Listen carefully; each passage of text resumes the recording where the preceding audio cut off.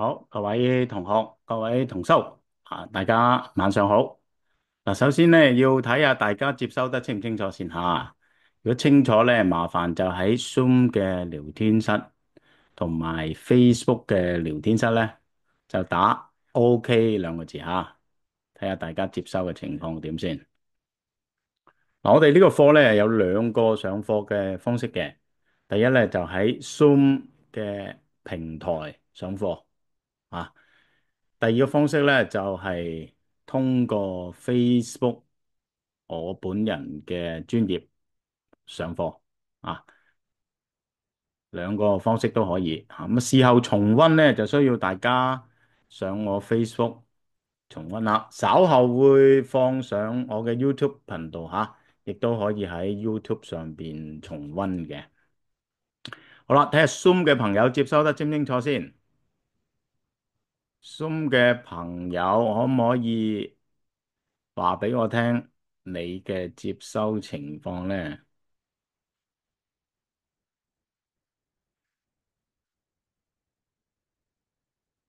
好，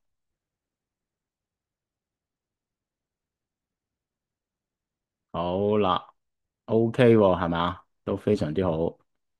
好，嗱，咁我哋咧就可以開始啦吓。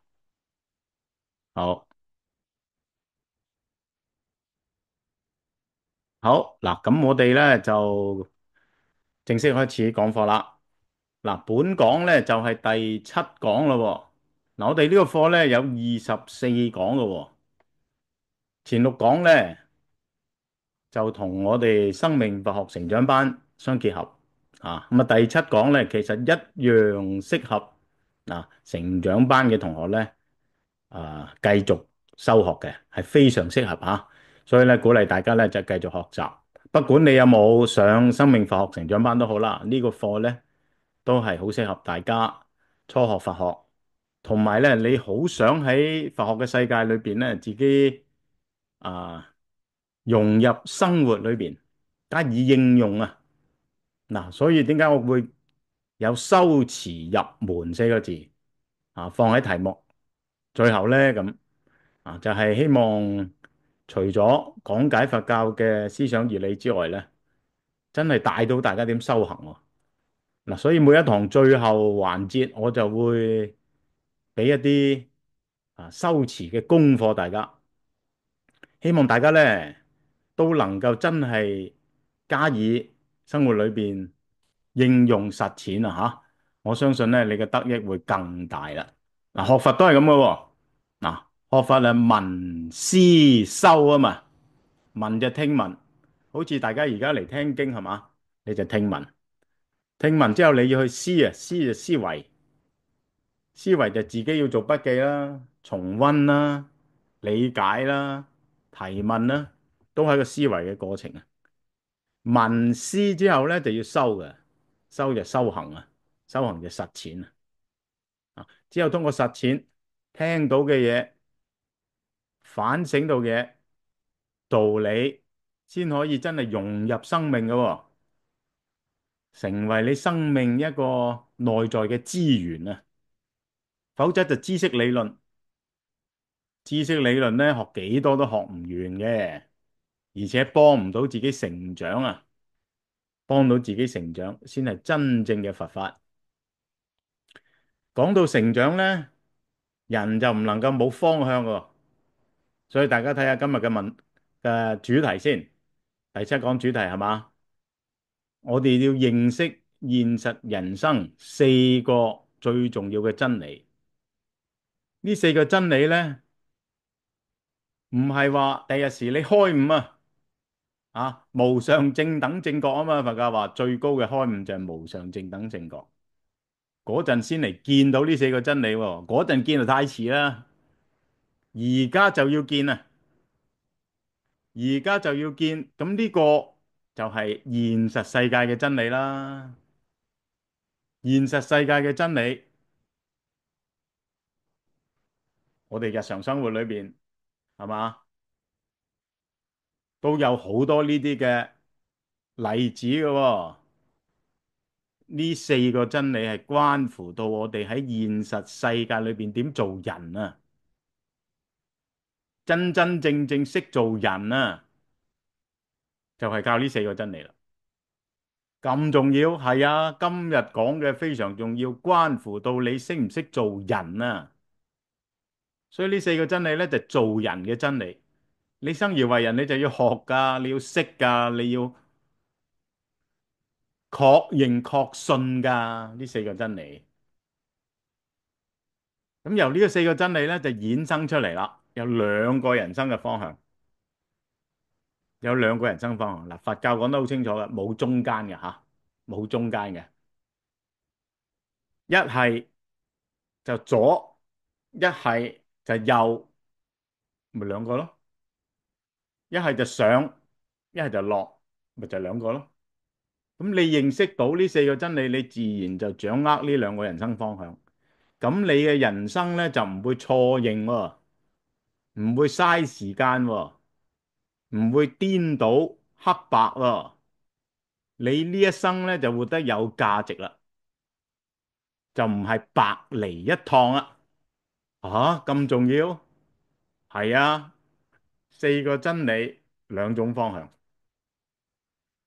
咁講乜嘢啊？咁喺佛法嚟講咧，就所謂四諦法。四諦法，大家睇到啦，我都寫咗出嚟。四諦法，四諦諦就真諦，用我哋而家嘅語言講就真理 （truth）。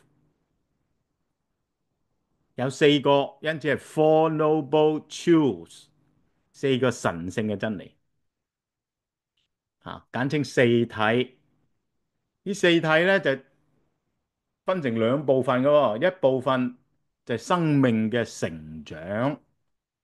咁我哋個個都想成長啊，係嘛？唔係學佛，唔係淨係求福㗎，係嘛？學佛可以得福，種善因得善果，咪得福咯。但係學佛更重要係咩啊？得智慧，得覺醒，得解脫。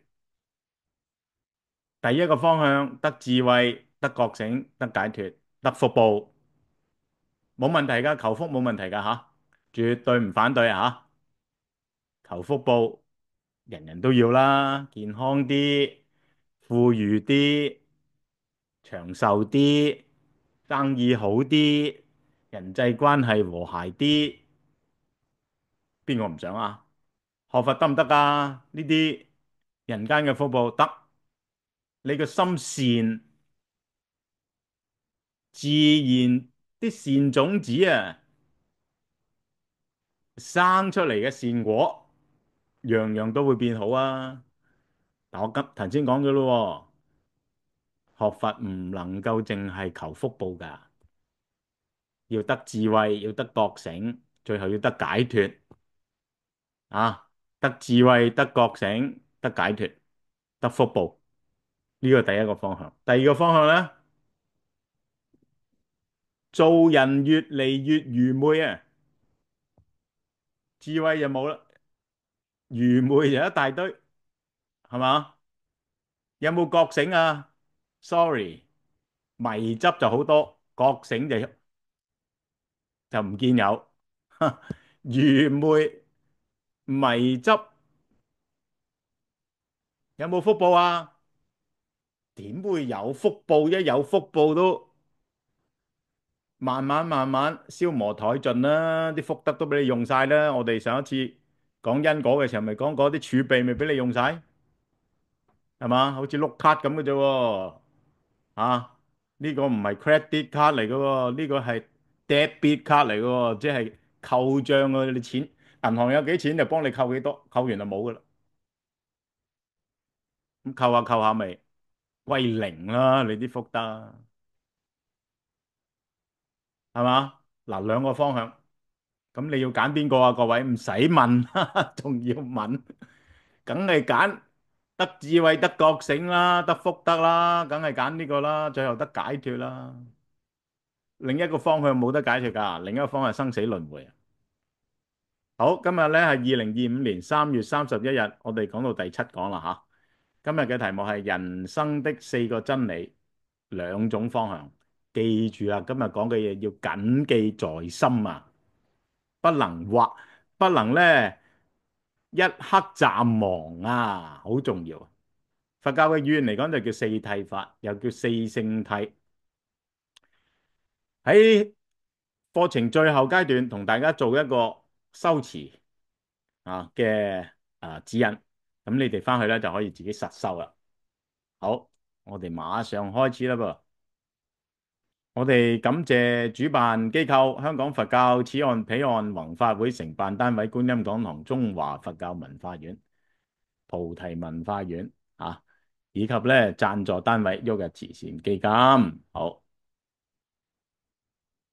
嗱，呢個課咧有24個主題，我哋講到第七個啦吓，每一堂講一個，設計好晒噶啦。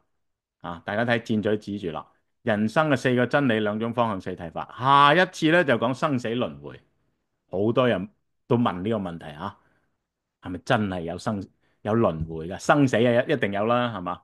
有生必有死啊，咁輪迴咧千真萬確，點知啊？嗱，下一次話你知啊。啊，輪迴三世因果就下一次講啦。咁啊，其他嗰啲自己睇咯。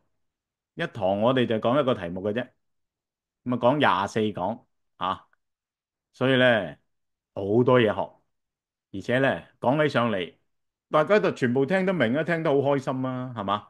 好多朋友同我講聽呢個課好有得益，聽得好開心，自己就全部明晒，袋晒落袋，好舒服咁我都好戥你開心啊！如果你能夠有呢種得着，好，開始啦。嗱，我哋今日咧呢一堂第七堂處理第七個問題，人生四個真理兩種方向嘅四諦法。我哋會分 A、B、C、D、E、F、G、H。哇，係咁多個題目啊！係啊，四個真理，一個真理，一個題目，兩種方向，一個方向，一個題目，已經佔6個啦。逐個逐個一步一步講，慢慢吸收啊。OK，好嚟咯，先做 A 先，苦的評估，苦苦都有得評估嘅，冇錯我哋苦都有得評估，咁樣先正學到嘢啊嘛。點樣評估苦啊？嗱，睇實啦大家要準備好咯喎，因為咧你需要喺 Facebook 嗰度回應我噶Facebook 下低有個欄寫回應嘅，你喺嗰度打。Zoom 嘅朋友咧有聊天室噶你喺嗰度打。OK，好。苦的評估點評估啊？你認為人生最大的痛苦是什麼？嗱，諗下咯喎，你認為人生最大嘅痛苦係乜嘢啊？咁樣冇飯食啊？冇飯食咪當斷食咯，久不久都斷食噶啦。冇公開啊？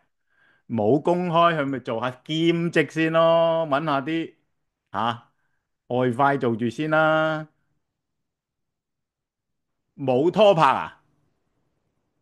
拍拖都拍到厭啦，咁煩。白天鵝黑天鵝，煩唔煩啊？喂，啲同學咧馬上已經俾答案啦，唔使咁心急，我有得俾你揀嘅。我而家舉例嘅啫。嗱，Zoom 嘅朋友你準備咯Facebook 嘅朋友準備咯，有7個俾你揀。咁你可以根據你嘅優先次序排晒出嚟又得，你喺7個裏邊揀一個又得，揀2個又得排喺最先嗰個咧就最痛苦噶啦。好，嚟啦，睇實啦選項一，情感關係衝突，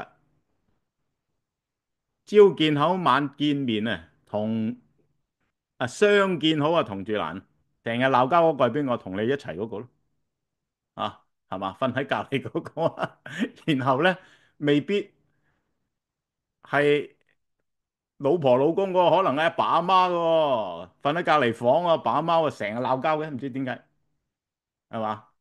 或者仔女或者同事知己良朋感情衝突，係咪好好傷害啊。工作壓力第二啊，咁你自己認定個號碼啦嚇，一陣間自己打落去啦。你而家可以開始打噶啦，一路聽我講一路打啦。最大啊，講緊最大痛苦啊嚇，你揀幾個都得嘅嚇。第三，健康，呢度痛嗰度痛，呢條腰又扭親，嗰個腰椎咧又話咩咧坐骨神經痛，點搞啊？唔係呢度病嗰度病，OK 嚇，自己揀啦嚇。咁有啲病亦都係好折磨人嘅，長期病患。第四，唔關身體事，精神空虛寂寞啊，冇人陪，冇人陪好悶㗎喎，係嘛？啊，好寂寞啊，內心好寂寞啊，情感好寂寞啊，思想好寂寞啊，總之就好寂寞啦。我空虛，我寂寞，我痛啊嘛。第五，生活潦倒，好貧困，月光一族。咩叫月光一族啊？月月清光咯，月月清光啊，吓賺埋唔夠使啊。第六，生離死別，你打個數字得噶啦吓，生離死別你咪打六咯。好啦，我一至六我都唔係。第七，其他請你自己打出嚟啦。七，跟住寫你要寫嗰啲。好，開始。我講緊係人生最大嘅痛苦啊吓，各位。Zoom 咧，同學仔咧就話六，生離死別啊，呢個真係好哀傷嘅，呢個確實係冇得挽回啊。有同學話三，健康問題係嘛？係啊，阿黃同學健康問題，蔡同學話六，啱啱有個同學 Winnie 啊三，又係健康問題。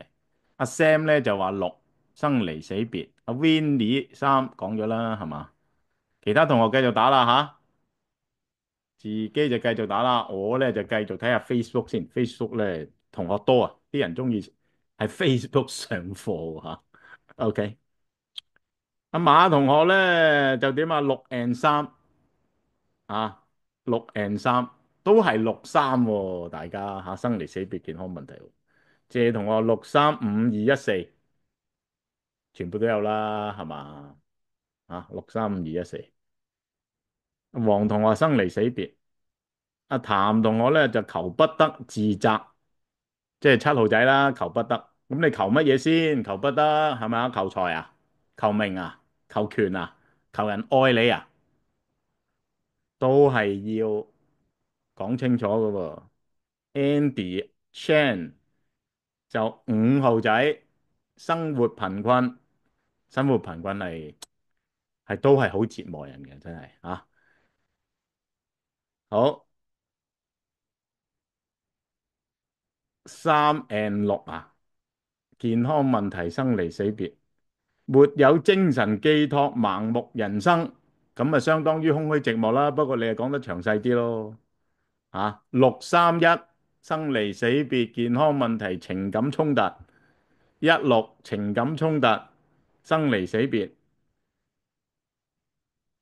三一六，哇，大家都係三六為主喎。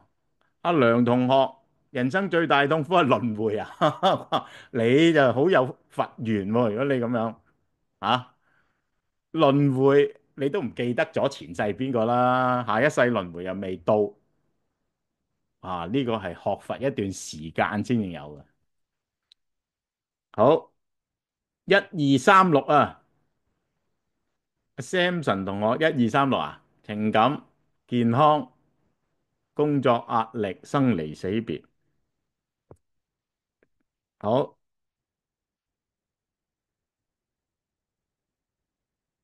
，P 啊同學三一二五六四都係健康啦、情感啦，係啊，都係呢啲，似乎健康咧都係佔大多數吓。三一三六三生死輪迴三五，好嗱。大家唔係好怕空虛寂寞，空虛寂寞對大家嚟講，享受啊，享受一個人的生活係嘛啊？不過咧，生離死別健康問題真係好大嘅折磨啊，而且好難挽回。病長期病患或者患咗一啲好難醫嘅病，確實係又係好大嘅負擔啊，亦都係身體好大嘅誒痛苦。生離死別咧就冇得挽回，冇得挽回噶啦，係嘛？走咗咯，點挽回啫？啊！你同老天爺講啊，你同阿閻羅王投訴啊，冇人會理你嘅，唔接受你嘅投訴。好啦，各位，無論你揀邊個都好，係咪總係有嘢你會發現喺你人生裏邊係好痛苦啊？只不過你要將佢排次序，最大痛苦啊，中等痛苦，最少痛苦，人人嘅排法唔同。問題唔係點排，問題係你總有嘢要去排。明唔明我講咩啊？你總係有嘢要去排，而且好多添。嗰條痛苦清單啊，一路排落去都唔知幾時先講得完啊！如果你真係要細數，嗱，而家聽住啦吓，各位，呢個就係佛教講嘅苦諦啦。苦諦就係呢個咯。你哋已經俾晒具體答案，所有你講嘅痛苦喺聊天室裏邊，你哋去表白嘅人生最大嘅痛苦。佛陀喺2500年前已經作出系統性、整體性、全面性、根本性嘅解答。哇，係咁犀利！無論我講咩人生嘅痛苦，佛陀已經作出最根本性、全面性、系統性啊嘅解答。對了，呢個解答係咩啊？就係今日要講嘅四聖諦啊！所以四聖諦我頭先話啊嘛，佢唔係一種離開呢個現實世界喺外太空嘅真理。四聖諦四種神聖嘅真理，佢係簡單到不得了嘅，一講就明噶啦。我頭先講咗呢一頁 PPT 啊，你哋全部都明噶啦。最簡單嘅現實世界、現實人生嘅真理，人人都感受到，係嘛？由3歲小朋友食食下杯雪糕俾人攞咗喎，俾隔離阿 B 仔搶咗自己杯雪糕，佢已經感受到噶啦。佢雖然唔識講啫嘛，係嘛？到90歲啊，到100歲啊，呢種對人生痛苦嘅感受啊，更加係深層。好啦，咁而家講佛喺2800年前就已經發現咗呢個系統性嘅解答。咁究竟係點樣系統性法呢？能夠說明一個咁現實嘅問題，好睇實啦吓，一步步話俾大家聽。所以你學佛呢，真係好着數噶，學佛係非常之着數噶。點解？你一學就學啲最根本嘅嘢，你一得到呢，就得到最準確嘅答案，係嘛？最有啟發嘅呢種思想，你話係咪最着數？佛陀發現四諦係點發現嘅呢？我哋稍稍了解佛教嘅歷史就知啦。釋迦牟尼佛成佛之前係王子嚟噶嘛，係嘛？大家應該知啊，呢啲故事。佢個名叫悉達多，我以前都同大家講過啦。啊，是丹塔悉達多啊，一個有成就嘅人啊，意思係一個有成就嘅人。好啦，咁啊太子咧，佢好聰明，亦都得到佢父王嘅寵愛有加啊，就好怕佢咧受傷害，於是乎咧就韞住佢啊喺皇宮裏邊過最舒適嘅生活。慢慢長大啦，佢就想出去外邊世界睇下啊，結果咧就點啊？遊歷四門啊！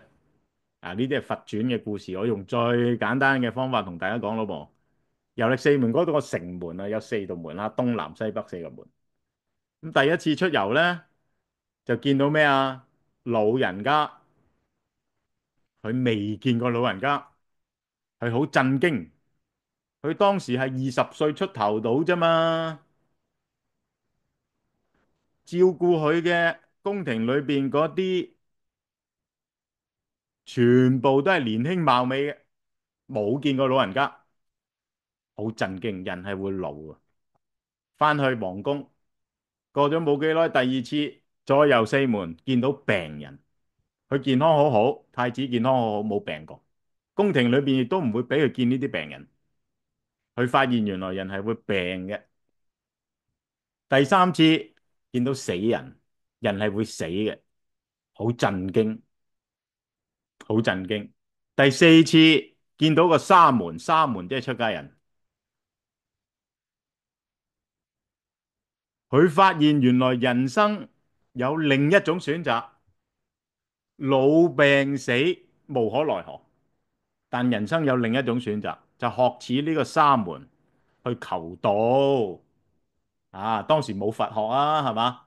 求道咯，喺森林裏邊揾呢啲得道嘅人，了解人生，尋求覺醒啊。於是佢就決定要出家，啊，出家求道，最後就點啊？入去森林裏邊收集苦行，折磨自己。啊，我簡單啲講咯，個經歷，重點喺後邊。後嚟發現咧，苦行就幫唔到自己嘅，淨係令自己好辛苦嘅啫。嗰個因果業力解決唔到嘅，生死輪迴解決唔到嘅。佢就去菩提樹下反思。啊，菩提樹今日菩提伽耶嗰個地方。啊，希望咧我哋明年啊，今年就唔得啦，明年2026年吓，我計劃明年2026年，大家寫低日記簿啦，約定你哋啊，就帶大家咧同大家一齊去邊啊？去印度。啊，去印度咧，佛陀呢四大聖蹟一齊參拜，同埋去到現場講經，話俾大家聽當年佛喺度發生過咩事。啊，幾時去啊？咁都要冬天先去得，11月、12月。啊，2026年啦，11月、12月啦，呢個係我嘅一個主觀嘅願望，希望到時咧真係可以成行啊！好，咁啊去到菩提樹下，即係今日嗰個地方叫菩提伽耶啊。就反思啦，係嘛？反思咩咧？十二因緣。嗱，我哋過2堂就講十二因緣噶啦，好重要。十二因緣咧就解釋生死輪迴啊，下一堂都會提及到噶啦。啊，到時再詳細講。好啦，咪最後得覺悟咯，真係大徹大悟啦，徹底覺悟啊！佛經叫做無上正等正覺，又叫阿耨多羅三藐三菩提。呢啲概念咧，大家初聽咧就會生普啲。聽多幾次，慢慢慢慢就知講咩噶啦吓，唔使緊張嘅。呢啲咧不斷講不斷講，大家不斷聽不斷聽，慢慢你就明，得到覺悟啦。好啦，佢就諗翻起咧，當年同佢一齊出家有5個比丘，佢父王派去照顧呢個太子啊吓，驚佢出事啊，派咗5個人，宮廷嘅大臣就陪悉達多太子出家嘅。咁呢5個人咧，後尾咧就分道揚鑣去咗另一個地方，叫做鹿野苑啊。第日時我哋去印度都會去鹿野苑噶吓，去鹿野苑參拜。好啦，咁去到鹿野苑咧，就揾翻呢5個比丘。當時佛已經成佛啦，太子已經成佛啦吓，得到大徹大悟啦嘛。好啦，就為呢5比丘講咩啊？四諦法，叫做初轉法輪啊，各位，初轉法輪講四諦法啊。嗱，四諦法咧就係佛陀發現嘅。亦都係佛陀覺悟之後咧，第一次說法所講嘅內容嚟嘅。咁呢四諦法咧，對5比丘講咧就好有現實意義啦。點啊？話俾佢哋聽，人生兩個方向，有4個做人嘅真理，2個大嘅方向。嗱，咁樣一講咧，我哋嘅生命嘅嗰個目的啊，追求嘅目的啊，人生嘅嗰個追求嘅目的啊，啊！人生所謂何事啊？所求何物啊？我應該點做人啊？嗱，呢啲問題咧，就全部得到一個根本嘅解答，就用四諦法。而呢四諦法咧，好似頭先所講咯，大家做嘅練習咯，充分全面說明人生嘅處境。首先第一個就係、好，開始啦，苦諦。第一個就係苦諦。苦諦係乜嘢啊？咁樣苦諦咪就係苦就係一個真理咯。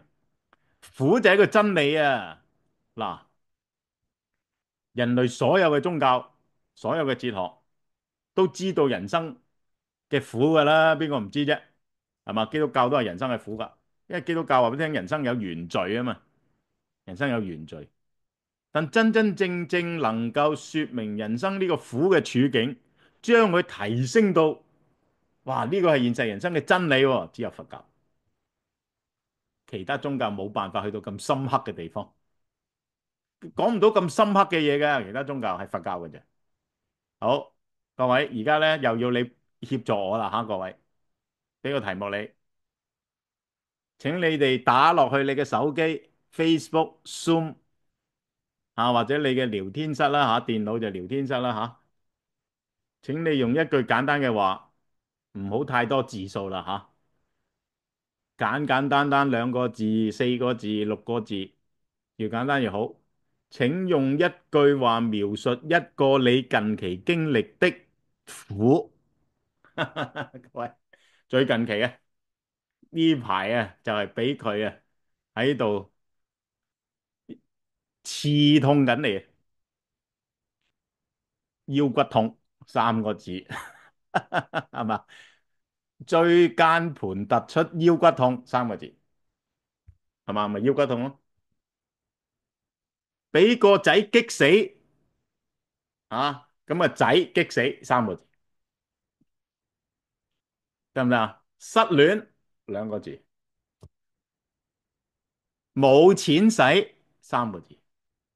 嗱，而家開始打啦，各位喺 Facebook 聊天室用一句最簡單嘅話啊，描述你近期經歷嘅苦。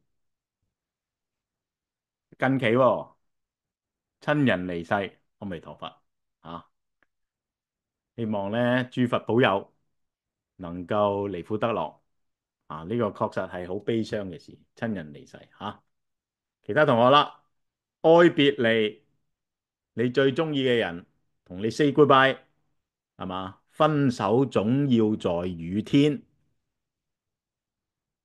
咁啊點能夠唔傷心呢？健康行動不便啊，呢個又係同頭先所講一樣啦。健康令行動不便，阿媽病咗冇病苦啊，母親啊嘅病苦為佢而憂慮擔心，憂慮兒子嘅前途啊，呢個為人母親為人父親都係冇辦法啊，念之在之就係兒女嘅幸福啊，人際關係。親人重病離世啊，連續兩位同學都有呢個遭遇吓，阿彌陀佛，希望諸佛保佑，諸佛加持吓，先人呢能夠離苦得樂，離苦得樂。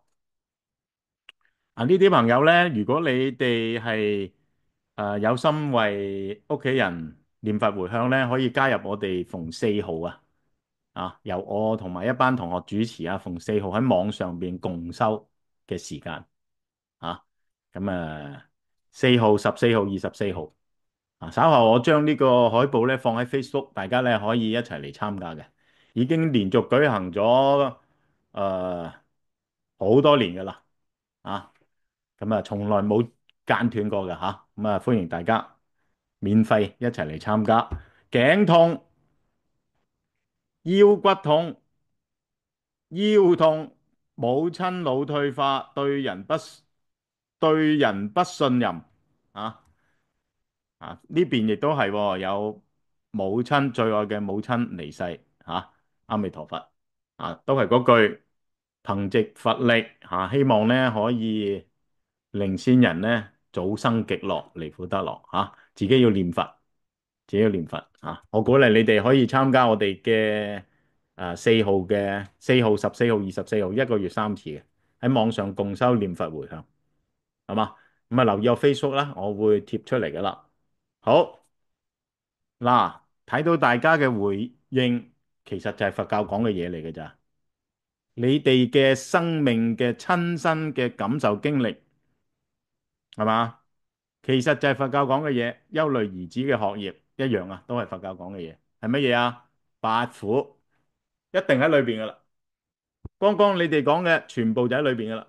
生老病死，幾位同學都分享先人嘅離世，係嘛？至愛親人嘅離別，生老病死，身體唔舒服就病啦。怨憎會啊，頭先有同學直接打啦，愛別離，求不得，求不得。譬如你希望媽媽能夠健康，個腦精精靈靈，唔好退化，得唔得啊？你求而不可得，揾晒所有嘅良醫良藥，幫唔到啊！咁呢個咪佛教講求不得，求一個人愛你，佢唔愛你，同你別離，叫做愛別離啊！呢啲都係無可奈何之苦。嗱，憂慮疾兒嘅健康又係啦，求不得。你希望侄仔就健健康康，得唔得先？唔係你要就有嘅喎。啊，大家所打出嚟嘅就係親身嘅真實嘅生活嘅經歷。佛教用八苦嚟到加以概括：生老病死、怨憎會、愛別離、求不得。生老病死唔使講啦。啊，咁點有啲同學就問我點解生都係苦啊？咁因為冇生咧就冇老病死。你諗下係咪？係啊，唔生啊點會有老？唔生落呢個世界點會有病？唔生落呢個世界點有死亡？另外生嘅時候，哇一聲落地，可能係象徵意義啊！BB 仔第一句係點啊？喊！一嚟到呢個世界，第一件事做嘅就係喊啊，都好有象徵意義係嘛？生老病死怨憎會，怨憎會就係冤仇，憎恨互相憎啊，成日就聚會，成日碰頭啊！你最唔中意嗰個就成日碰頭，你中意嗰個咧愛別離就成日同你別離。離你而去，求不得。你要好多嘢，要錢冇錢，要健康冇健康，啊，要揾份穩當嘅職業，穩定職業，偏偏老闆又破產，佢自己都做唔住，啊，希望點點點順順利利，阿仔咧考間好學校，要就有㗎，唔係㗎。最後五陰熾盛，嗱，好多朋友就唔知咩叫五陰熾盛，聽清楚，五陰就係色受想行識，色受想行識咧，亦即係身心。body and mind 咁樣講啊，人人都明噶啦。五陰就係 body and mind，熾盛咧慾望慾念，成日啲個身體要揾刺激嘅啊，唔係要整呢度又要搞嗰度嘅，成日心理咧囉囉攣嘅啊，要揾嘢咧去玩啊，刺激啊，靜唔到落嚟，身心慾望強烈。成日要揾嘢刺激嘅，成日譬如要飲酒啊，有啲人咧飲酒成癮係嘛，一定要食煙啊，係嘛？而家啲人食煙啦，食電子煙啦，係咪啊？佢就係咁樣，佢先放鬆到自己，刺激變成一個上癮嘅行為。嗱，呢啲佛教就叫做五陰熾盛，可能係刺激個身體，可能係刺激個情緒、精神啊。去酒吧夜晚跳舞啊、唱歌啊、大叫啊嗰啲，嗱，全部就係五陰熾盛，苦唔苦啊？其實好痛苦，因為佢控制唔到自己啊，心引起、煙引起、酒引起、賭引起，其實全部就係心理刺激，苦唔苦啊？好苦，酒癮、煙癮啊，然後咧就心癮，跟住就賭癮啊，呢啲仲有毒癮，跟住就毒癮啦，全部就係刺激嘅一種衰殺，五陰熾盛。OK，好啦，嗱，呢個說明咩咧？說明現實人生就係處於一個咁樣嘅狀態，你一定走唔甩，人人都要接受呢啲痛苦嘅磨礪傷害，人人都走唔甩啊！咁啊喺現代生活裏邊太多呢啲例子啦，生老病死、怨憎會、愛別離、求不得、五陰熾盛係嘛？舉一啲現實嘅例子啦，日日我哋都感受到啊，加班有壓力，我想放工早啲翻去陪下太太喎，老闆話唔得，想放工冇得放，係咪求不得啊？加班又冇 OT，又阻住我翻去陪個仔，矛盾爭執，成日同人咧拗頸，成日覺得人哋逆你意，唔聽你支笛啊，扭你耳仔，成日咧頂心杉，咁咪怨憎會咯。朋友之間可以係怨憎會，母子、父女、老闆、員工、夫婦、兄弟，就算知己啊，有一日發生誤會啊，都忽然可以反轉變怨憎會噶喎。呢個就係人與人之間嘅情感矛盾，得啦，係嘛？好啦，五陰熾盛，頭先解釋咗咯，需要刺激，身體嘅刺激、情感嘅刺激、心靈官能嘅刺激，笨豬針，你啲人點解會中意玩笨豬針得㗎？係咪？啊，心理上享受個刺激啊，又或者咧表現佢自己心理上一種強烈嘅慾望，想表現佢自己咧好掂嘅啊！人一世物一世，乜嘢都可以試下，有種好強烈嘅衝動，呢啲都係嘅。其實佛教講得好清楚啦，包晒喺裏邊嘅，叫八苦。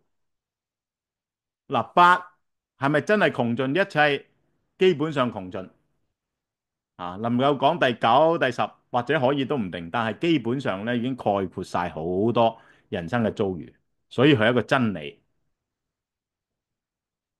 真理嘅第一個意思係概括晒人生嘅遭遇，第二個意思係你必須承受，你冇你冇辦法唔承受啊！最關鍵係呢句，你冇辦法唔承受呢種種苦，或多或少嘅啫，或輕或重，你一定要承受。好啦，你一定要承受咧，就得到呢句話睇實啦吓。點畫龍要點睛啊？咩啟示啊？人生絕大部分嘅事情，特別係最重要嘅嗰啲事情，都係點啊？唔係你自己去決定。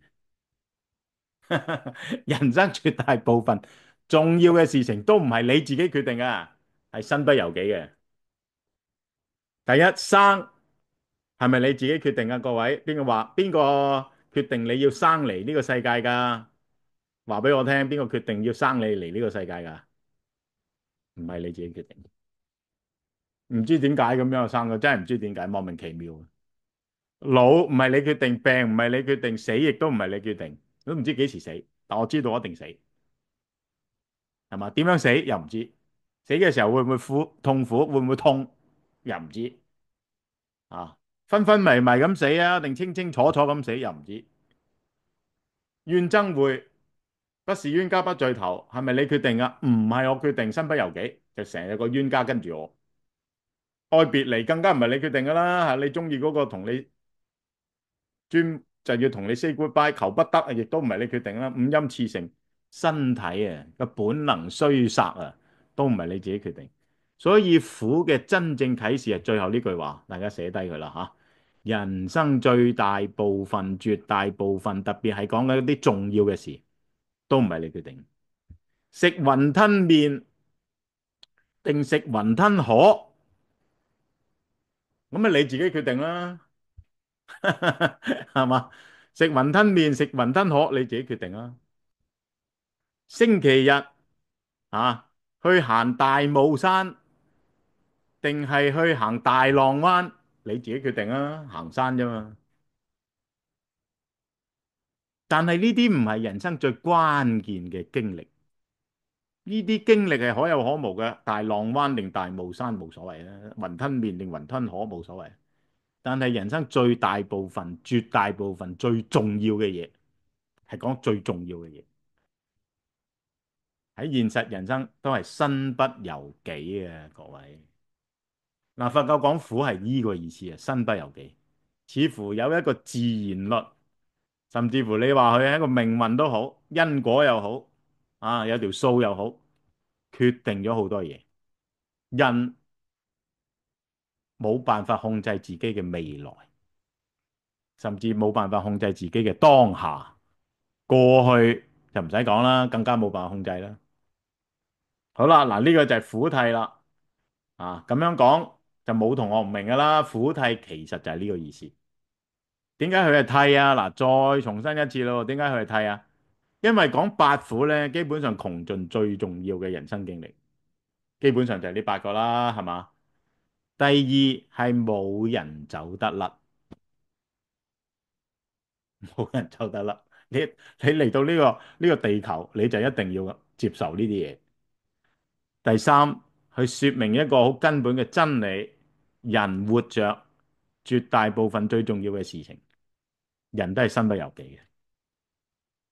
啊，嗱，咁樣講苦咧，就變得咧好有親切感啦，好真實啦，好貼近我哋嗰個現實人生嘅處境啦。呢個第一個諦，苦諦。好，第二個諦，集諦。集諦講乜嘢啊？因果就係集諦，因果。集啊嘛，集就係一堆因緣和合嘅力量集合埋一齊，佢就會產生呢個痛苦嘅結果。即係頭先上文講嘅嗰啲嘢係有原因嘅。嗱，聽住啦，再嚟啦，呢啲嘢而家熒光幕投影出嚟呢啲嘢，令我哋身不由己，必須要面對冇人走得甩嘅呢啲嘢，係有原因嘅。呢個原因就叫集諦，所以集諦咪因果咯。如是因得如是果啊，各位啊，如是因得如是果，如是因緣和合就得到我哋一個咁嘅現實嘅人生，冇辦法，必須要承受。呢個叫集諦啊。好啦，咁啊集諦點樣定義咧？睇實問你哋一個問題：你曾經有冇試過因為貪戀、貪欲、慾望、欲求某啲嘢，讓自己陷入惡性循環？好，有嘅就打個有字，然後逗號。你中意後邊繼續說明你係乜嘢惡性循環，你就繼續說明。唔繼續說明，打個有字就得嘅，係咪啊？我舉例啊，貪好味，買包薯片翻去，貪好味，薯片啊嘛，係嘛？咁啊打開去咯喎。啊，你買嗰陣已經貪好味噶啦，買咗翻去打開去咯喎，哇，係好興奮，食一塊滿足到你嗰個薯片嘅慾望，再食第二塊，再滿足你薯片慾望，再食第三塊，繼續滿足薯片慾望。誒，你有冇發現咧？越食越想食嘅啫，越食越想，越食越想食，係停唔到落嚟嘅。嗱，咪就係咁咯。個慾望變成一個惡性循環嘅因果，個果又再刺激你嘅因，又再刺激你想食薯片嘅慾望，再食又再刺激個慾望，個慾望又再刺激，又再食，結果一日就食咗10包，一日食咗3包、10包、4包、5包，會唔會㗎？會嘅。人啊，唔知幾時突然間會放縱自己嘅。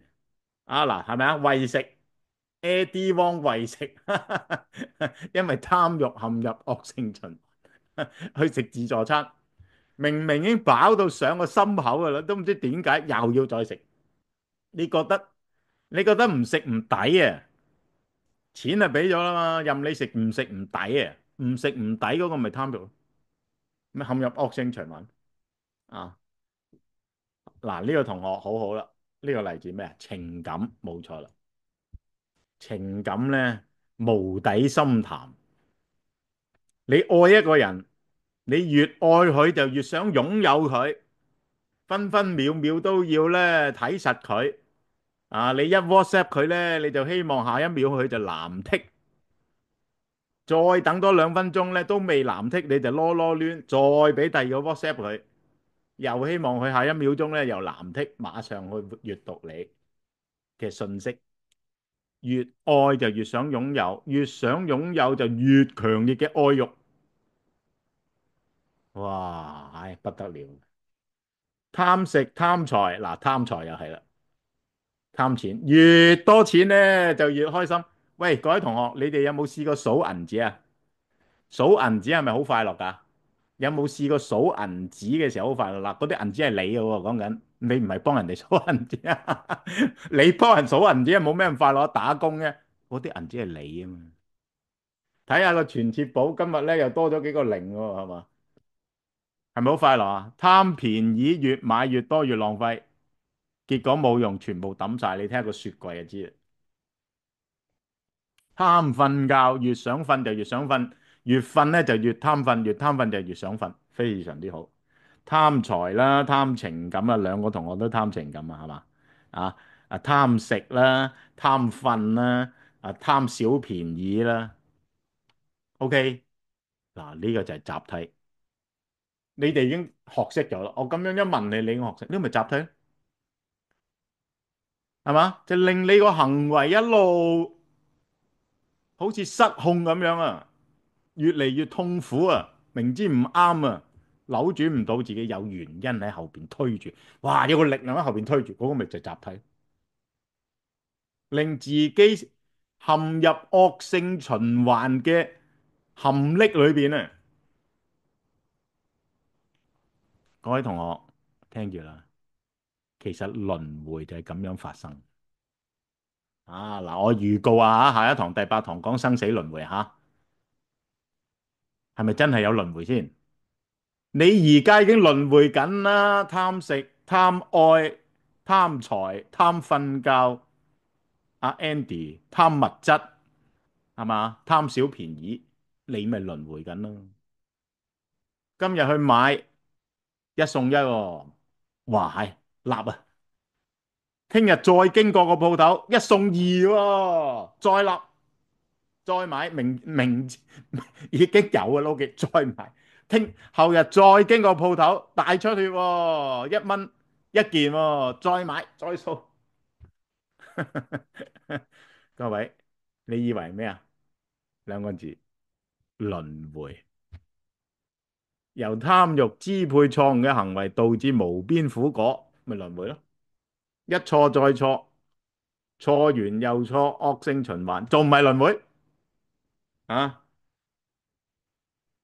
好，嗱，呢個就集體啦。嗱，咁樣講我明白晒啦，有乜咁難啫？而且啊，深刻咁樣印喺你嘅心裏邊啊。佛教講嘅係真噶，苦諦就講現實嘅苦，集諦就講嗰個因果循環，一路氹氹轉，氹氹轉，氹氹轉。唉，真係苦過弟弟啊！各位，集係咩啊？集係因，苦集即係苦因。咁嗰個苦因越嚟越強烈咯，貪便宜啊嘛，越嚟越強烈，越嚟越強烈，好想愛佢，好想佢愛我，哇，越嚟越愛佢，越嚟越希望咧佢約我出街，結果咧佢就1個月唔揾你，2個月唔揾你，你真係想跳樓啊！有冇試過各位啊？當你談戀愛嗰陣，你有冇試過啊？1日唔 call 你，2日唔 call 你，1個禮拜唔覆你，2個禮拜唔覆你。等佢嘅回覆，等佢咧應承幾時同你去街，等嚟等去等唔到喎，真係咧好煎熬嘅。你呢個咪集諦咯？呢個咪令個因一路沉，一路加重，一路加重，個苦就一路加重，一路加重啊！所以咧有苦因就必有苦果啊，有因必有果，好簡單，因果道理，有因就有果。所以一個人貪愛就會執取，捉住佢死都唔肯放，係嘛？捉住啲錢。做守財奴，你叫佢捐錢，死都唔肯放。我冇錢，其實大把錢。係嘛？人都係咁啊，捉住佢啊，分分鐘喺你嘅監控之下啊，行遠多一步咧，你都要審犯咁審佢咧，去咗邊啊咁啊？點解咁遲先翻嚟啊？你要控制佢，越貪愛就越執取，越貪愛就越執取，越執取就越貪愛。嗱，呢個咁嘅因果啊，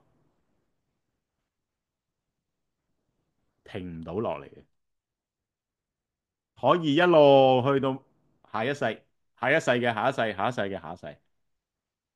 OK，所以今生你滿足唔到嘅呢啲貪愛咧，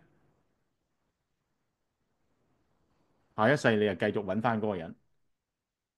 係啊，人都係咁啊，唔係去還債就去討債啊。一般佛教就咁樣講。你下一世你唔係去還債爭人嘢啊嘛，你去還債啊，你就去討債。有人爭你嘢啊，你唔去追討佢啊？人都係咁嘅，你嚟到呢個世界唔係還債就討債，係嘛？你還債，因為有人向你討債；你嚟討債，因為嗰個人前一世啊爭你嘢，仲未還，今生你咪揾佢討債咯。講緊乜嘢啊？因果，因果，因果，因果，因果，因果，無限無盡一個咁樣嘅惡性循環嘅因果，呢個就係集體，苦唔苦啊？點會唔苦啊？其實苦到冇都唔知點形容啊！好嗱，將佢放喺前生、今生、來世啊。前生就係苦因苦集，即係苦因個集字即係個因字啦吓，最容易理解。今生咧就苦果，苦果啦，係咪啊？前世做咁多壞事，好事多為，咁今生咪苦果咯。啊，生活得又唔富裕又貧困，身體又唔好，啊，人際關係又差，又樣樣都唔順利，咁呢啲都係因果，真係冇辦法。啊，佛弟子咧就只能夠咧反省自己嘅啫。好啦，今生咧一樣咯，你種嘅苦集苦因就轉化到來世嘅苦果啦，兩重因果。咁呢個就係集諦，集諦就係因果，因果就係真理。啊，嗱，第一個苦咯，苦諦就現實人生嘅處境。人生絕大部分嘅重要事情都唔係我哋可以自作主宰、身不由己嘅，而呢個不能身不由己嘅苦況係有原因嘅，就集諦啦。吓，OK，好嗱，集諦唔係咁簡單啊，我帶大家咧再深一步了解，呢個叫做滾雪球效應。集諦就係滾雪球效應吓，一個人好執着，而佢又好貪心嘅，於是乎呢種貪呢，好似滾雪球咁，越滾越大呢，佢越貪就越唔肯放手，壓住落去，賭徒性格係嘛？壓100萬來係嘛？買佢升，輸咗咯，再壓200萬來買佢升，贏翻晒之前嗰100萬，再壓落去，好掃氣，越貪又越執，執着加貪婪貪心，就一定不肯放手，痛苦就越嚟越大。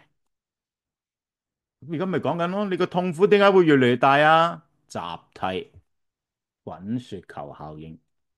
好啦，唔係貪啦，憎心、憎恨心，越恨佢，我嬲死你啊！我由頭嬲到你落腳，由前嬲到你後，你講我壞話，你督我背脊，我嬲死你啊！你點同我 say sorry，點解釋我都唔接受，所有解釋都係掩飾，係嘛？越恨就越唔會接受，越唔接受咧，雙方嘅矛盾就越嚟越尖銳，矛盾就越難解。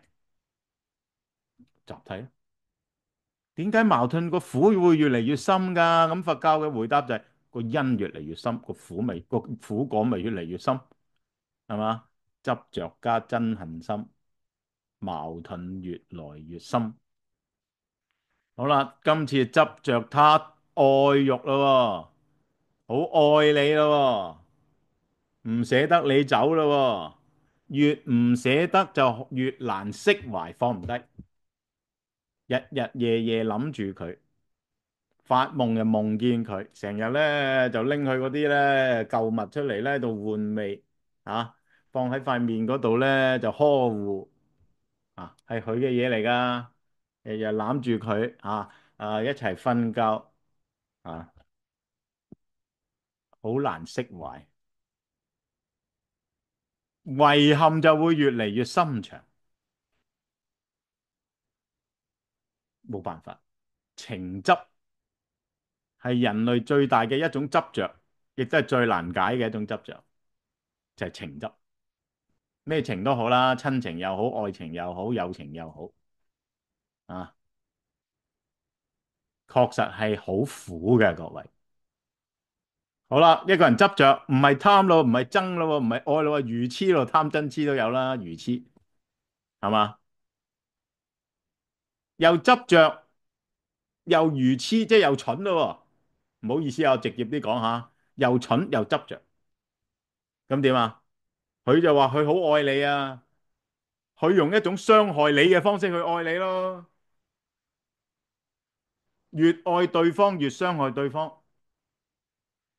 係嘛？阿媽愛你啊嘛，咪猛咁要你補習咯，猛咁幫你報興趣班咯，星期一到星期七啊，樣樣喺阿媽嘅控制下邊，阿媽好愛你啊嘛，想你成績好啊嘛，考入名校啊嘛，好擔心你考唔到啊嘛，你知唔知個仔要咩嘅啫？其實係嘛？到最後阿仔大個啲啦，10零歲啦，上咗中二、中三啦，可能而家中一啊，就反叛啦，中一就反叛噶啦，而家係以前中三反叛，而家中一就反叛，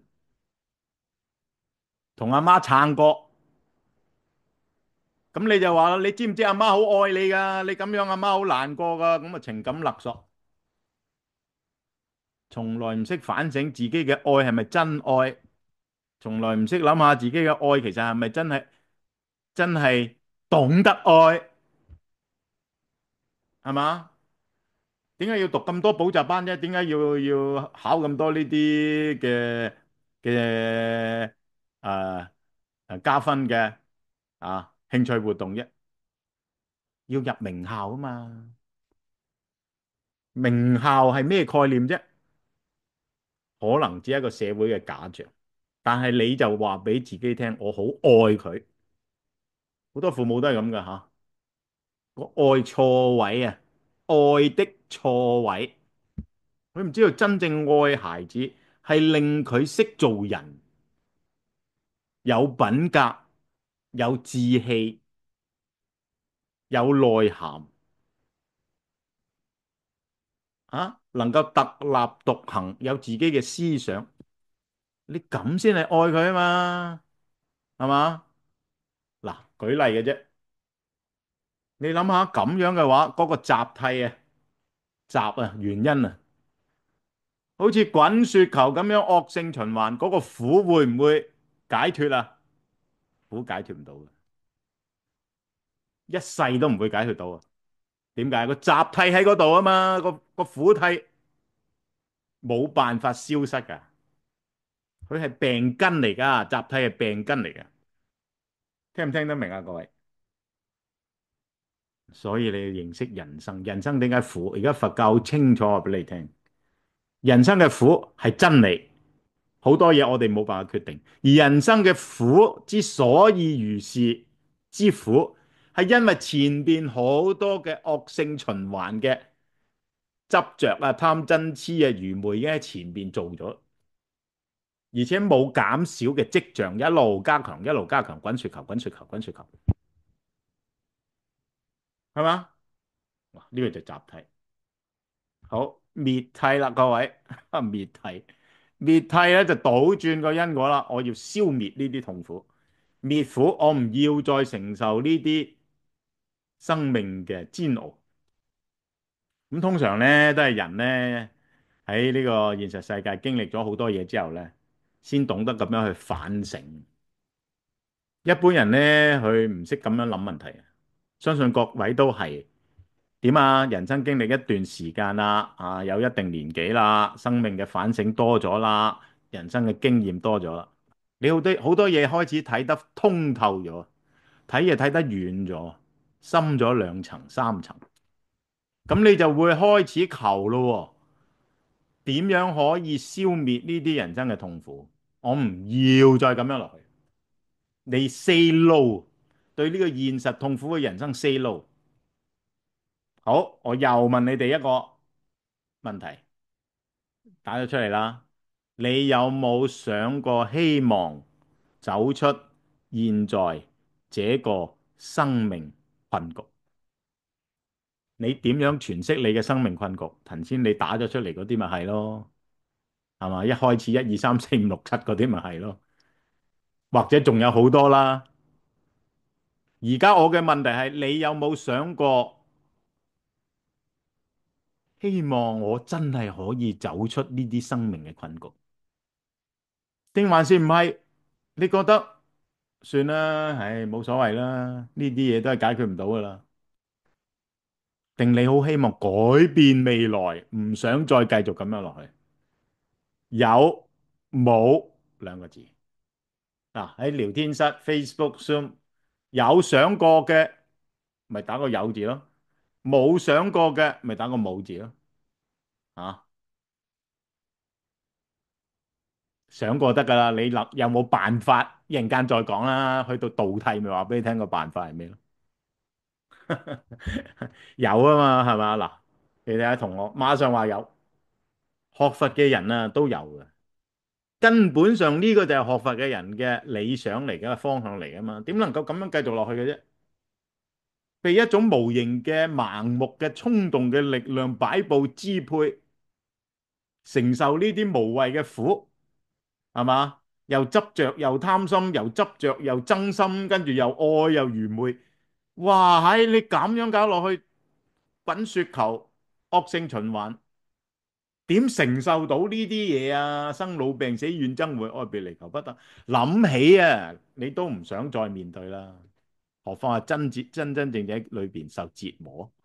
嗱，有啊，個個都話有啊。嗱，係咪啊？有，Facebook 有，全部都有，冇一個話冇，係嘛？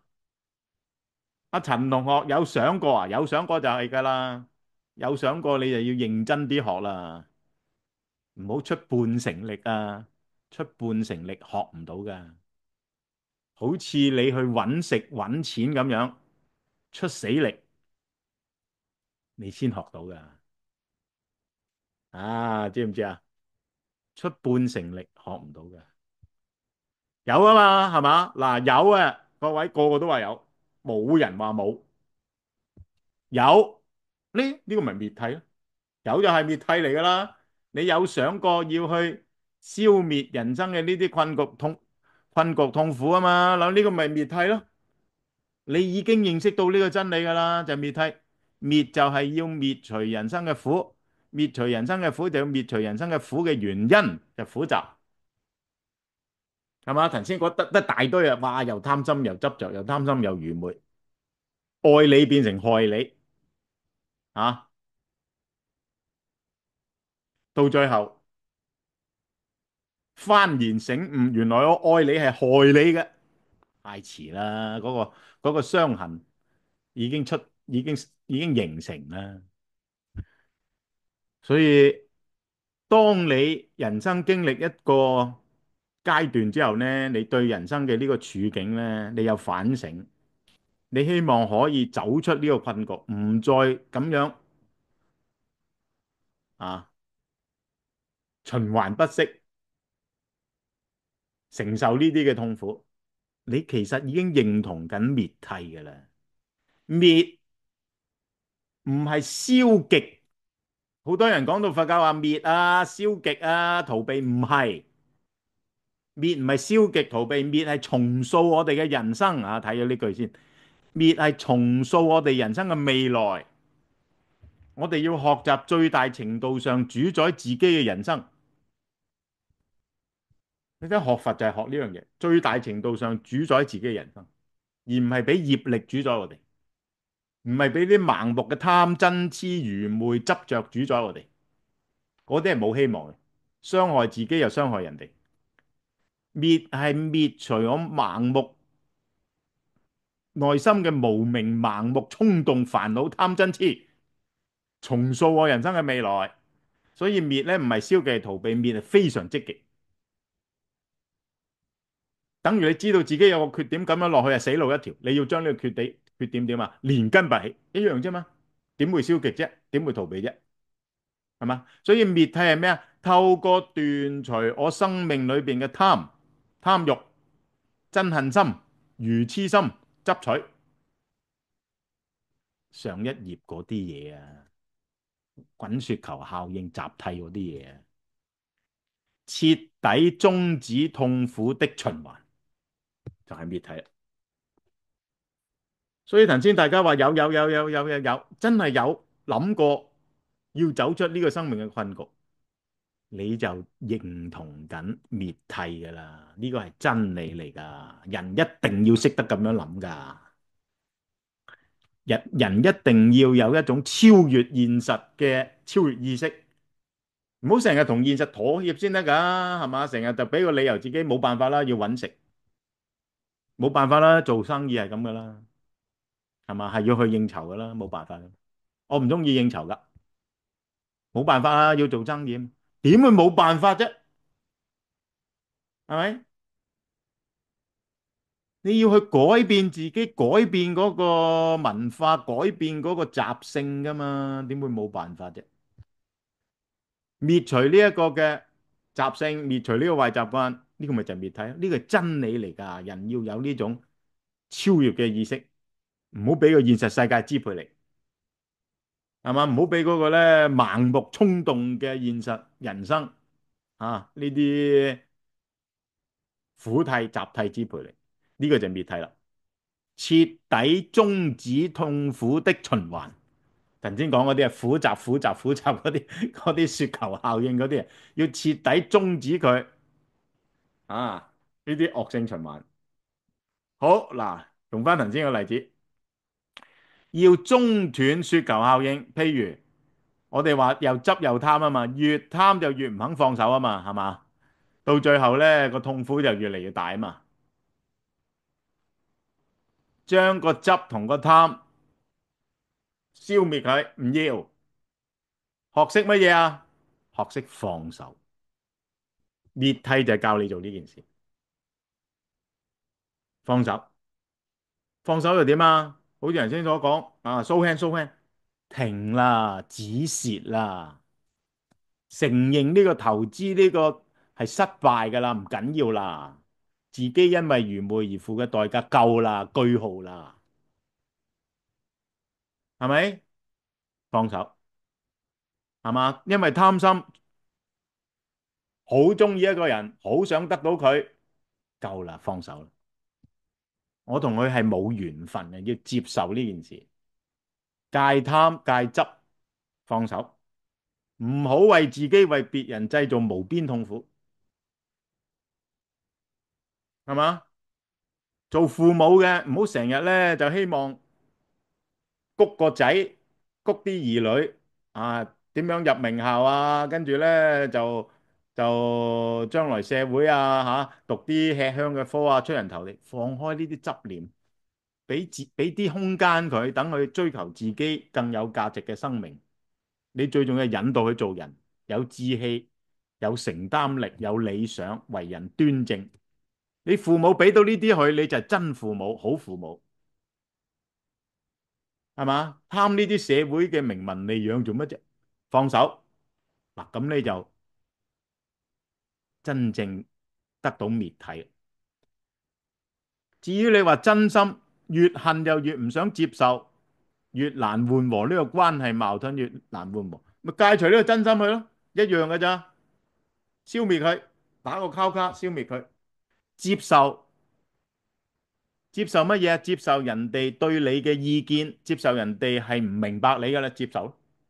接受雙方呢個思想係有距離嘅接受。點解一定要人哋明白你啫？一定要人明白你，你又有明白人哋點解唔明白你咩？接受嗱，就係咁樣，我哋就明就得到滅諦，就係咁嘅咋。修行你就認識明白滅諦。第三個，越愛咧就越唔捨得，越難釋懷，好掛住佢，唔知佢喺另一個世界如何如何，日日攬住佢，係嘛？日日以淚洗面，唔知幾時可以再見，冇辦法再見啦。頭先講生離死別，人生最苦啊嘛，冇辦法，你都要學習，係難噶啦。要將呢種有執念嘅愛放開佢，俾佢走，讓佢去一個更好嘅地方，祝福佢，好好學佛，回向佢，唔好將愛變成執念，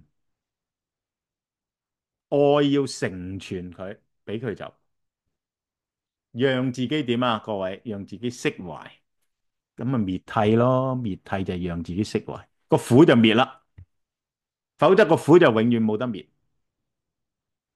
啊！祝福佢。念佛回向佢，好好做人做善事，將做善事嘅功德幫佢人生行一條更好嘅路，你就釋懷啊！攬住佢冇用嘅，只會令佢更苦嘅啫。你又苦，佢又苦，一樣啦。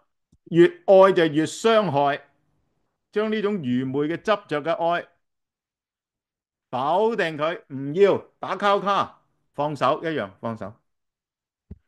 嗱，咁樣咪滅諦咯，各位咁樣明白啦，係嘛？苦諦就係現實人生無可奈何、不由自主之處，集諦就令得我哋如此無可奈何、不由自主，不斷受苦。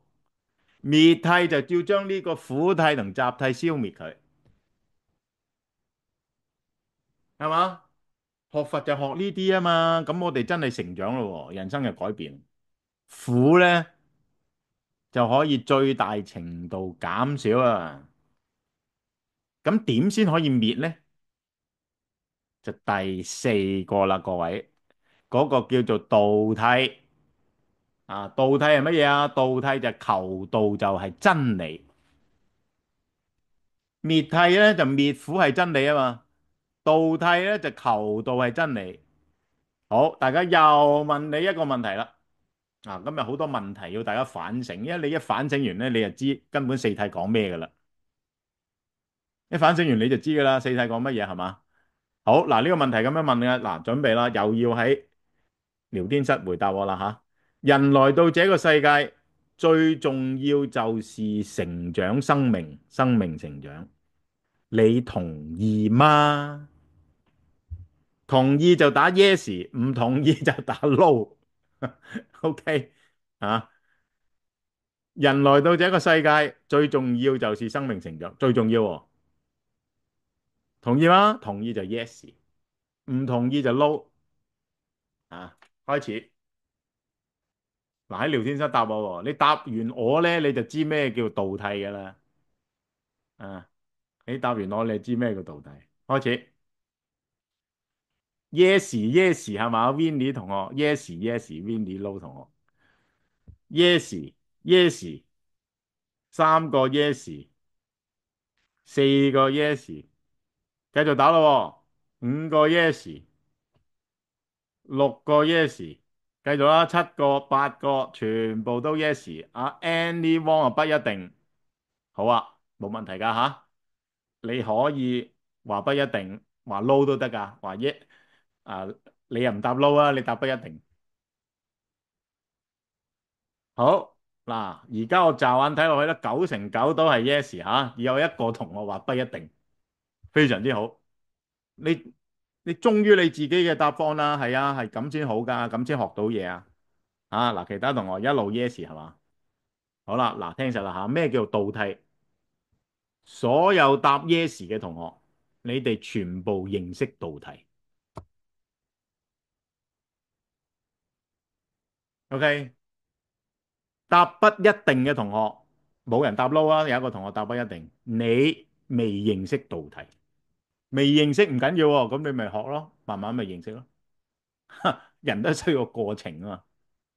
點解啊？因為如果你同意人生最重要嘅就係成長，咁呢個咪就係求道咯，求道咪就係成長咯，係嘛？你如果認為係啱嘅 yes 嘅同意，咁你咪明白道諦，你明白咗噶啦。道就係生命成長，求道就係道諦。人嚟到呢個世界求生命成長，學做人，求覺醒，咁呢個咪就係道諦咯。求道咪就係真理咯，求生命成長咪就係真理，係嘛？你認同，咁你就認識呢個真理噶啦。你話做唔做到，咁咪要學咯，要行咯，跟住做咯。但至少你認識道諦好重要啊，唔知就好麻煩噶喎。唔知你就追求呢樣追求嗰樣，誒唔係生命成長啊，我仲有好多嘢要做噶，我仲要揾食噶，啊我仲要成功噶，我仲要享受人生噶，啊我仲要扮靚噶，我仲要環遊世界噶，咁你就唔認識道諦，唔認識道諦就要繼續聽，慢慢聽，俾啲耐性聽，等自己學到，啊唔好錯過呢個機會。OK，所以滅道就係通過生命成長滅除人生痛苦之道。滅諦已經講咗啦，係嘛？上邊啊，滅諦就係要滅除呢啲人生嘅苦啊嘛，終止呢個痛苦嘅惡性循環雪球效應啊嘛。咁能夠滅除呢個雪球效應惡性循環嘅道，咪就係通過生命成長去修學咯。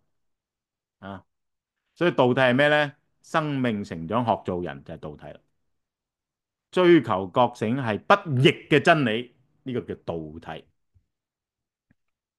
知唔知啊？嗱，所有同學都答 yes 啊，嗱，非常之好啊。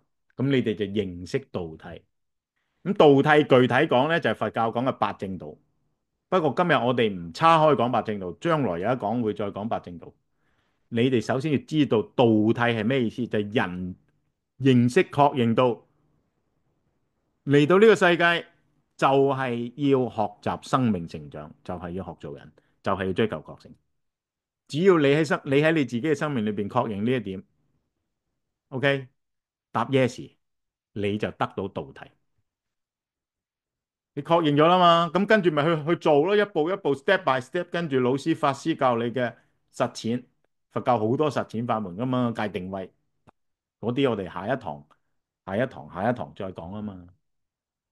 嗱咁啊，四個諦講晒啦喎，就係咁解啊，清楚晒啦嘛，苦集滅道就係咁解啦。咁你諗下，呢啲係好現實、好簡單、好容易明白嘅道理真理嚟噶喎。所以真理唔係虛無縹緲嘅真理，佛教嘅真理好貼地噶，係嘛？大家聽完係咪覺得好貼地？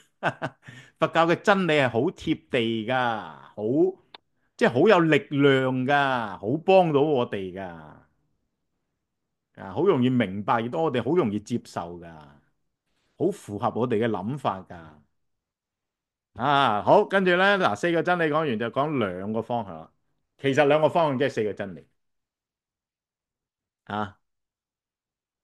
人生只有兩個方向，冇第三個啦。佛教好清楚話俾你聽，人生只有兩個方向，冇第三個啦。除咗呢兩個方向之外咧，你揾唔到第三個啦。第一個方向一，由雪球效應啊，生命嘅呢種咧惡性循環支配你不斷承受苦果，係嘛？越愛就越痛苦，越憎恨就越矛盾，越愚昧咧就越傷害，咪集苦集苦集苦集苦集苦惡性循環啊！反覆沉淪、反覆浮沉嘅循環。有時好啲，冇咁貪嗰陣咯，嗰排冇咁貪。有時咧就苦過弟弟，反覆沉淪。生死輪迴啊，其實就係生死輪迴啊，唔係呢一生啊，生生世世都係集苦、集苦、集苦、集苦、集苦，苦因苦果，苦因苦果，苦因苦果，苦因苦果，苦因苦果，苦因苦果，苦因苦果，講幾多次啊？講1億次，再講1億次，再講1億個1億次，生死輪迴咯，根本講無限次都講唔完啦。苦因苦果，苦因苦果，咪集同苦咯，集諦同苦諦，方向一。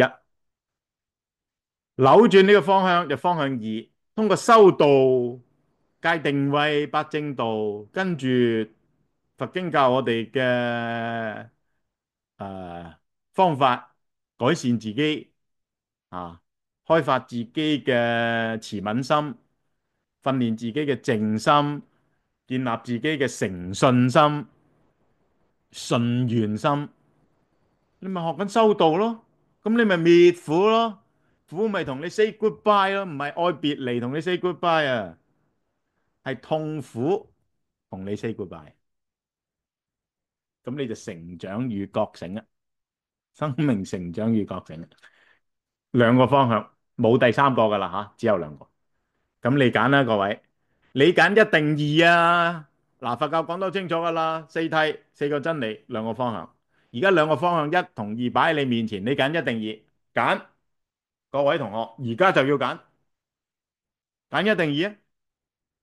你有自由噶，你唔係冇自由噶，唔係樣樣都俾業力決定你噶，你有自由噶。你揀反覆沉淪嘅循環，定揀清醒成長覺醒嘅人生，你自己揀啊！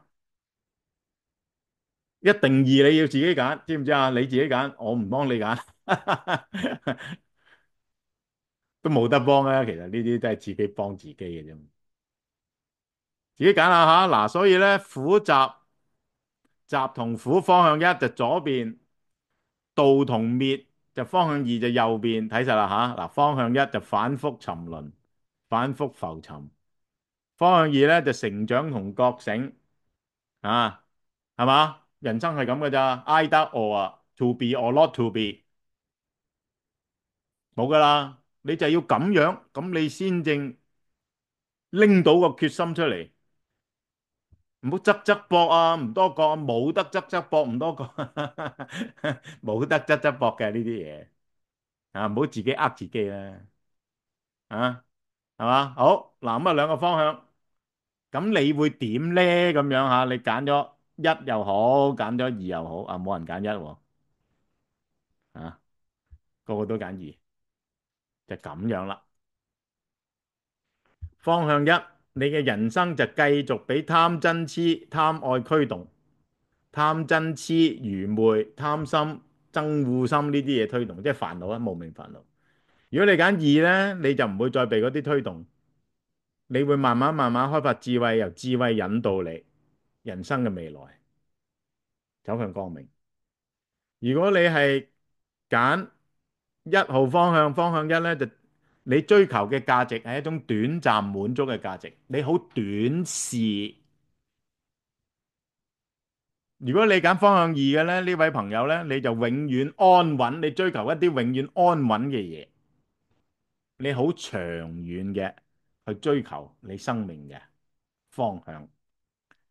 如果你係揀方向一嘅話咧，集同苦咧，你就痛苦無奈係必然噶啦，因為你揀噶嘛，集同苦係你揀噶嘛，苦因苦果係你揀噶，邊個幫到你啊？係嘛？如果你揀道同滅，滅苦修道，咁你就安樂自在。如果你揀苦因苦果集同苦咧，你人生就俾呢啲煩惱被動嘅刺激，一路刺激你啊，一路咧逼迫你，一路驅動你，俾啲無明煩惱刺激你，被動咁樣俾佢刺激你，你啲盲目嘅嘢控制你。你揀道同滅咧，你就主動出擊，作出取捨。我唔要呢啲，我要尋求一種生命嘅突破超升，揾翻你自己。嗱，以上咧就係今日要講嘅嘢啦，各位。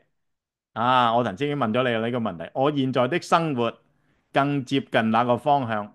嗱，揀你哋係揀咗二啊，大部分唔係大部分，全體都揀咗二啊。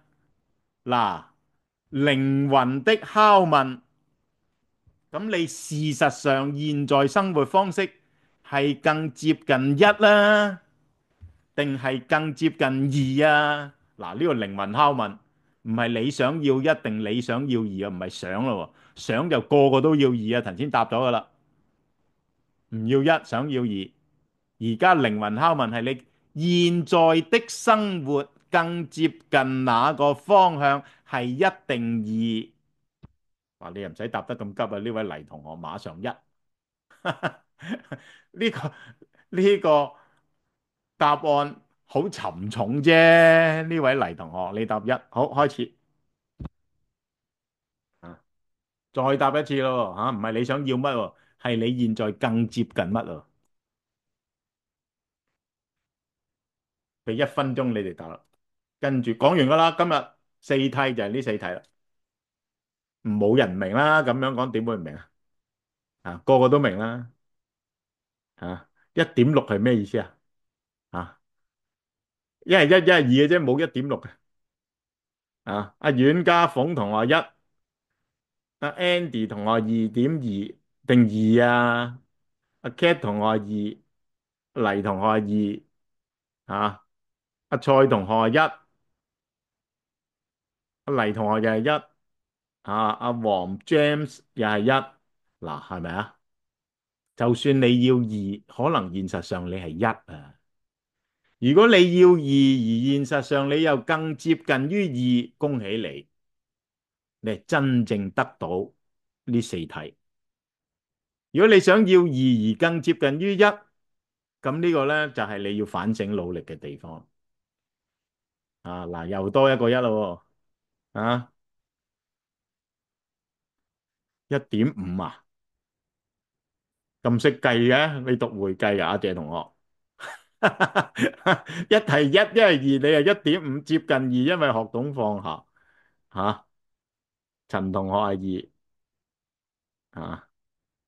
好啦，嗱，點都好啦，呢個係一個好好嘅練習係嘛？嗱，咁啊講完噶啦，今日要講四題啊，兼咧幫大家做咗咧大量練習，幫你明白咩叫四題。嗱，以下落嚟咧就係翻屋企要做嘅實修，睇實啦。主題修辭練習，列出一個你想改變的習慣或者痛苦。嗱，頭先大家好多痛苦係嘛？切斷佢，同佢告別，畫上句號，分析背後導致你如此痛苦嘅原因，即係集諦咯喎，貪愛啦、無明啦、愚昧啦、執着啦、憎恨心啦，啊，唔捨得啦，啊個情執好重啦，尋求改善之道。舉例，譬如我呢個習慣有啲痛苦咧，就係我好容易嬲嘅，我好容易就俾人激嬲我噶啦，我唔知點解好情緒好大嘅，易怒啊！咁我背後導致易怒嘅習諦係乜嘢啊？嗱，易怒就係苦諦嚟噶咯，係嘛？易怒咪苦諦啊？苦諦一定有原因啊嘛，咁啊揾個原因。原來背後嘅原因係因為希望他人符合自己嘅期望，認為他人係應該聽我嘅，我係有見地嘅啊，習諦。嗱，有苦諦有習諦，而家你要去滅佢，修滅諦同道諦，改善。改善就係修道諦滅諦。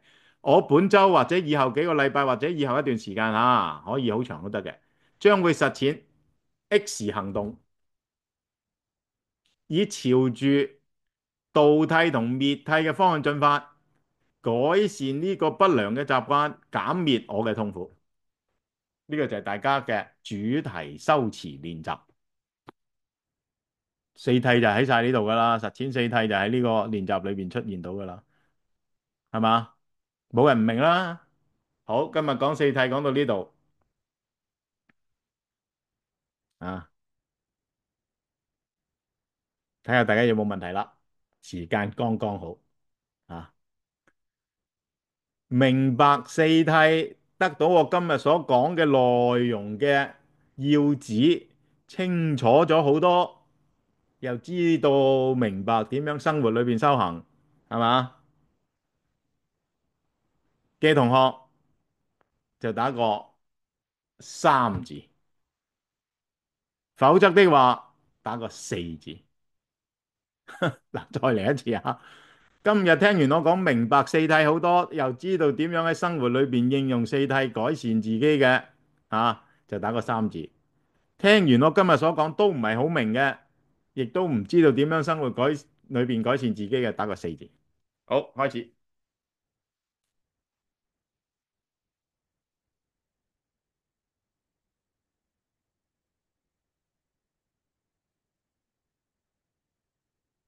幾好喎嚇！嗱咁樣學法，咪大家都開心啦，又容易明白，又生活化，又可以聽完馬上用喺生活裏邊去修持，就係要咁樣學習啊嘛，知唔知啊？所以大家咧學到咧聽得明咧，又真係能夠化為行動咧，最歡喜嗰個除咗你啊，就係我啦，為大家成長而歡喜，知唔知啊？啊，好啦，個個都話三啦吓，咁我咧就安心啦。Eddie Wong 今次最明，今次最明。咁之前1至6講你唔明啊？多啲溫習，聽多幾次啦。係真係噶，有陣時要聽多幾次先得噶。不過你今次最明，我都好為你開心啦。啊，好，全部都收啦。嗱，我哋今日咧就到此結束啦。不過記得做功課，就係呢個主題修辭練習，好嘛？好啦，咁啊，下個禮拜一咧再喺度同大家見面啦。今日咧要下課啦有冇問題要問？未見有問題。好，非常之好。下個禮拜再見，各位晚安，拜拜，阿彌陀佛，諸佛菩薩護佑大家，祝福大家，阿彌陀佛。